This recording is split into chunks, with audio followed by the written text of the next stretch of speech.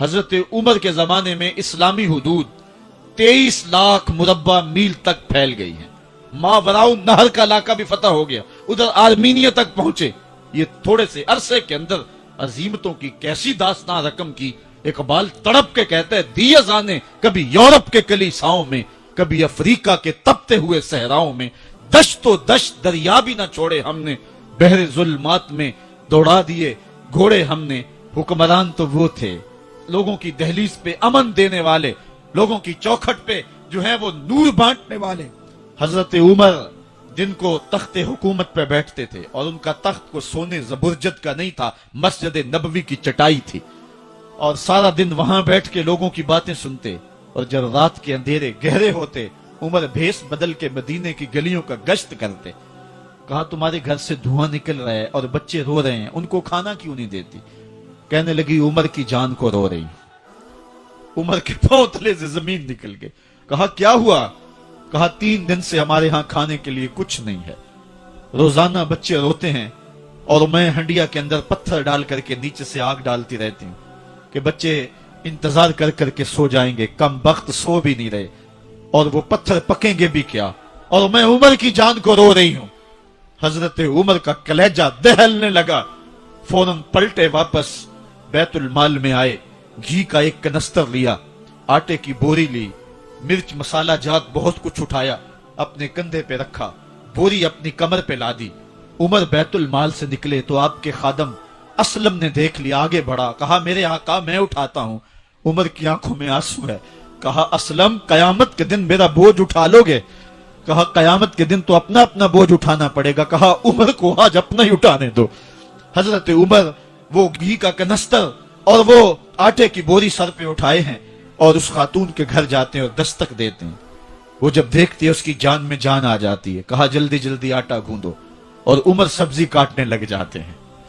हजरत उमर रदी अल्लाह ताला अन्हो सब्जी तैयार कर देते, उधर आटा गुंद जाता है और फिर ऊपर चूल्हा रखा जाता है, चूल्हे के अंदर आग रखी जाती है, वो खाना पकाने लगती है, आग बुझती है। तारीख ने लिखा है, आग बुझने लगती है, उमर झुक करके फूंके मारता है। उमर झुक झुक के फूंके मारता है। खाना पक गया और बच्चों के सामने खाना रख दिया, बच्चे खा रहे हैं। अब बच्चे रो रो के निढाल हो चुके थे। हजरत उमर अपने हाथों को और अपने घुटनों को और अपने पांव को जमीन पे लगा के, जिस तरह बकरी का बच्चा चलता है, वेड़े के अंदर कभी इधर चलते हैं कभी इधर चलते हैं, ताकि बच्चे मुझे देख के खुश हों और दिल में कहते, उमर जितना रुलाया है अब इतना हंसाना भी पड़ेगा।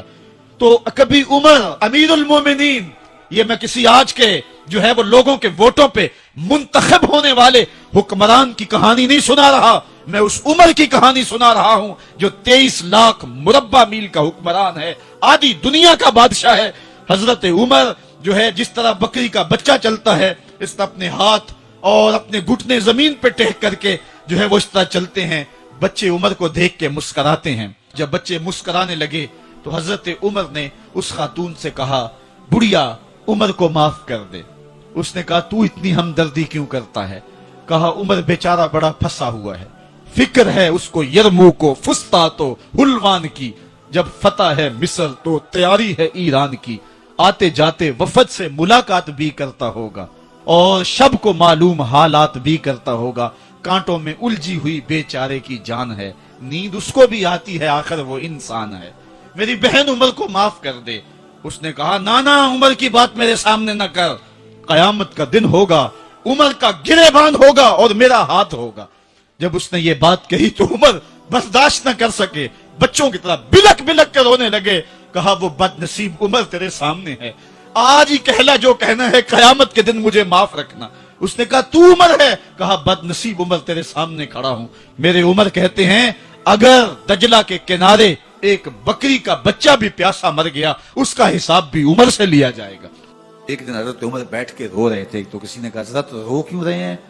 फरमाया कि मैं इसलिए रो रहा हूं कि फलां पुल से बकरियां गुजरी हैं, तो पुल के अंदर शिकस्तगी थी, टूटा हुआ था पुल दरमियान में कुछ, उसमें एक बकरी की टांग टूट गई है, तो मैं डरता हूं कि मेरा रब ये ना पूछे कि उमर तूने पुल सही तामीर नहीं करवाए थे कि एक बकरी की टांग क्यों टूटी है। ये है हजरत उमर रदी अल्लाह ताला अन्हो। اللہ اکبر. تو اللہ تعالیٰ جل شانہ نے حضرت سیدنا عمر بن خطاب رضی اللہ تعالیٰ عنہ سے جو کام لیا، مختصر دور خلافت کے اندر 10 سال 6 ماہ 4 دن آپ نے خلافت فرمائی ہے، لیکن کہاں سے چلے اور یہاں مکران تک، بلوچستان کا حصہ ہے، یہاں تک آپ کے سلطنت کی حدود وسیع، ادھر آرمینیا تک جا پہنچے، حمص فتح کیا، قادسیہ، یرموک. آپ ذرا دیکھیے کہ کہاں تک آپ کی فوجوں کے گھوڑے دوڑتے رہے، اور اللہ تعالیٰ جل شانہ نے ان کو جو توانائی، عدل و انصاف کی قوت عطا فرمائی. اللہ اکبر. جب زمین پہ عدل کیا ہو تو زمین بھی حکم مانتی ہے، اور حضرت عمر وہ تھے جن کا حکم ہوائیں بھی مانتی تھی، زمین بھی مانتی تھی، جن کا حکم جو ہے وہ آگ بھی تسلیم کرتی تھی اور دریا بھی ان کا حکم مانا کرتے تھے. مصر کے اندر یہ رسمیں بد جاری تھی کہ سال کے بعد ایک دوشیزہ کو زیورات پہنا کے اچھے لباس میں ملبوس کر کے دریا کی بھینٹ چڑھایا جاتا، اس کی قربانی دی جاتی، اس کا خون بہتا تو دریا چلتا. جب مسلمانوں نے مصر فتح کیا تو گورنر نے لکھا کہ اسلام تو اس طرح کی رسوم کی اجازت نہیں دیتا، لیکن خشک سالی ہے، لوگوں کی فصلیں ویران پڑی ہیں، تو حضرت کیا کیا جائے؟ تو حضرت عمر رضی اللہ تعالیٰ عنہ کاغذ کے ٹکڑے پہ لکھتے ہیں بسم اللہ الرحمن الرحیم. مصر کے نیل کی جانب عمر کا خط لکھتے ہیں، اے نیل اگر تو اللہ کے حکم سے چلا کرتا ہے تو چل، ورنہ ہمیں تیرے چلنے کی کوئی حاجت نہیں ہے. اور قاصد کو کہا یہ خط لے جاؤ اور جا کے دریائے نیل میں پھینک دو. قاصد جا کے خط دریائے نیل میں پھینک دیتا ہے، پانی آتا ہے، ایسا دریائے نیل چلا 14 صدیاں ہوئی ہیں آج تک کبھی بند ہی نہیں ہوا. دریا حکم مانتے ہیں، آگ نکلتی ہے. لوگ حضرت عمر رضی اللہ تعالی عنہ کے پاس آئے، حضرت لاوا پھوٹا ہے، آگ نکل رہی ہے اور مدینے کی طرف بڑھ رہی ہے، اب کیا کیا جائے؟ فائر بریگیڈ تو زمانے میں تھی نہیں. عمر نے اپنی قمیض اتاری، جس قمیض پہ 17 پیوند لگے ہوئے تھے چمڑے کے، کہا یہ قمیض لے جاؤ، جدھر آگ بڑھ رہی ہے آگے ڈھالنا، آگ پیچھے بھاگ جائے. زلزلہ آتا ہے تو زمین پہ درہ مارتے ہیں، زمین رک جا، کیا عمر نے تیری چھاتی پہ عدل نہیں کیا ہے؟ تو یہ عمر ہیں رضی اللہ تعالی عنہ کہ جن کے انصاف کی وجہ سے، جن کے عدل کی وجہ سے اللہ تعالیٰ کی رحمات اور اس کی برکات کا نزول ہوتا تھا، اور اللہ تعالیٰ نے مسلمانوں کو وہ آبرومند حکومت دی. کائنات کی تاریخ کے اندر ایسی حکومت آپ نے نہیں دیکھی ہوگی جو حضرت عمر نے حکومت کی ہے. اللہ اکبر. فرمایا فرات کے کنارے پہ ایک کتا بھی پیاسا مر گیا تو اس کا حساب بھی عمر سے ہوگا. باہر سے سفیر آتا ہے اور آ کے پوچھتا ہے کہ میں امیر المومنین کے، مسلمانوں کے حکمران کے محل میں جانا ہے، تو وہ مسکرا کے کہتے ہیں ہمارے امیر کا تو کوئی محل نہیں ہے. کہا کہاں ہے تمہارا امیر؟ کہا مسجد نبوی میں ہوگا یا بیت المال کی اونٹوں کی دیکھ بھال میں لگا ہوگا. وہ جب گئے تو مسجد میں نہیں ہے. اللہ اکبر. وہاں گئے تو وہاں بھی نہیں ہے. پھر کیا دیکھتے ہیں کہ عمر رضی اللہ تعالی عنہ جنت البقیع کے پاس ایک درخت کے نیچے اینٹ کا سرانہ رکھ کے سوئے. تو اس نے کہا عمر تو نے عدل کیا ہے، تجھے کچی اینٹ پہ بھی نیند آ گئی.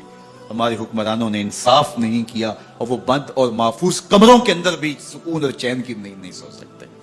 حضرت سیدنا عمر رضی اللہ تعالیٰ عنہ نے اس طرح ان امور سلطنت نبھائے. آپ دن کو لوگوں کی دیکھ بھالی کرتے، لوگوں کی ضروریات سنتے سمجھتے، اور جب رات پڑتی لوگ سو جاتے، عمر مدینے کی گلیوں میں پہرا دیتے. کائنات نے کوئی ایسا بھی حکمران دیکھا ہوگا؟ اللہ اکبر. وہ مجاہد جو مختلف محاذات پہ گئے ہوئے ہوتے، ان کے گھروں کی دیکھ بھالی کرتے، ان کی ضروریات کا خیال رکھتے، ان کی آبرو کا پہرا دیتے.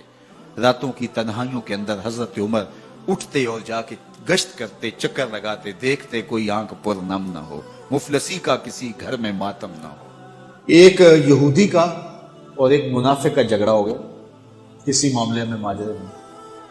تو وہ حضور کے پاس مقدمہ لے کے آئے. حضور علیہ السلام نے سنا وہ یہودی حق پہ تھا، رسول کریم نے اس کے حق میں فیصلہ دیا کہ تو سچا ہے، تیرے حق میں فیصلہ ہے. اب وہ جو نام نہاد کلمہ گو تھا اس کو اچھا نہ لگا. اس نے کہا میں کلمہ پڑھتا ہوں اور میرے حق میں فیصلہ دے دیا، حالانکہ وہ جھوٹا تھا.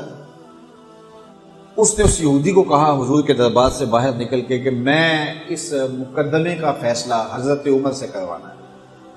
اس کے ذہن میں یہ تھا کہ حضرت عمر کفار کے بارے میں بڑے سخت ہیں اور جب سنیں گے کہ میں مسلمان ہوں اور یہ یہودی ہے تو یہی کافی ہوگا ان کے لیے، اور وہ میرے حق میں فیصلہ دے دیں گے۔ وہ اس یہودی نے کہا ٹھیک ہے مجھے مقبول ہے۔ تو جو سچا آدمی ہوتا ہے اسے ٹینشن کوئی نہیں ہوتی، وہ کہتا ٹھیک ہے اس عدالت میں چلے جاؤ۔ حضرت عمر کے پاس آ گئے، حضرت عمر رضی اللہ تعالیٰ عنہ کو اس نے ساری کہانی سنائی اس منافق نے کہ اس طرح ہوا، اس طرح ہوا، اس طرح ہوا۔ اب یہودی کو ہم تو بھی سنا، اس نے کہا میری ایک ہی بات ہے۔ کہا کیا؟ کہا اس مقدمے کا فیصلہ دربار رسالت سے میرے حق میں ہو چکا ہے۔ حضرت عمر حیرت زدہ ہو گئے اور اس نام نے ہاتھ کلمہ گو سے پوچھا یہ سچ کہہ رہا ہے؟ اس نے کہا جی جی، لیکن میں چاہتا ہوں ذرا آپ فیصلہ کریں۔ کہا ٹھیک ہے میں کر دیتا ہوں۔ اندر گئے، واپس آئے تو ہاتھ میں تلوار تھی۔ اس منافق کی گردن کاٹتے ہوئے کہا ہا کازا عقدی لمن لم یرد بقضاء اللہ ورسولہ، جو اللہ اور اس کے رسول کا فیصلہ نہیں مانتا عمر کی تلوار اس کا ایسے فیصلہ کرے گا۔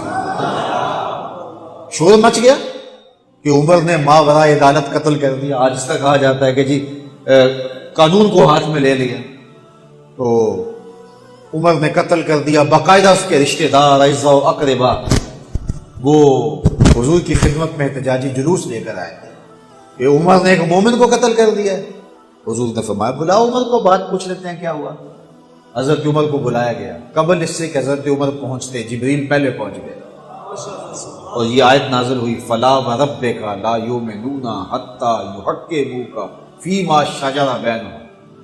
اللہ اکبر۔ اے محبوب مجھے تیرے رب کی قسم، اے محبوب مجھے تیرے رب کی قسم۔ اللہ اکبر۔ یہ نہیں کہا کہ مجھے زمین و آسمان کے رب کی قسم، مجھے عرش کے رب کی قسم، مجھے کعبے کے رب کی قسم، یہ بھی نہیں کہا مجھے میری قسم، کہا مجھے تیرا ہونے کی قسم۔ فلا وربک، مجھے تیرے رب کی قسم، لا یؤمنون حتی یحکموک فیما شجر بینہم، اتنی دیر تک کوئی مومن ہو ہی نہیں سکتا جب تک اپنے مقدموں میں تجھے حاکم نہ مانے، اپنے اختلافات میں، اپنے فیصلوں میں تجھے فیصل نہ مان لے۔ ثم لا یجدوا فی انفسہم حرجا مما قضیت، اور جو آپ محبوب فیصلہ کریں اس کے بارے میں دل میں کوئی میل بھی نہ رکھے۔ ویسلموا تسلیما، اور جو اس